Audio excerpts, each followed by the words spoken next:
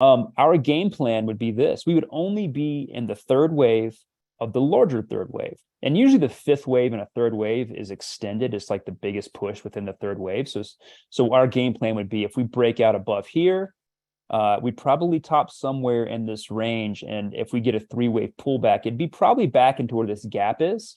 And that would be where we allocate all of our cash. We just go all in to various names. And we'd ride this thing up as far as it goes.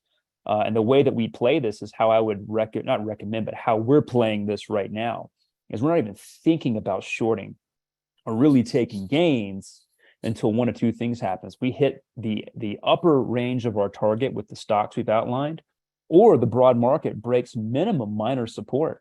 And this is minor support, 44.70. Above 44.70, there is no reason to take gains or short this thing. No reason. Below there, sure, you can start thinking about it. And if this is the critical support rise right now, 42.50, and as we go up, it will be raised as well. So that's kind of how we're playing this thing.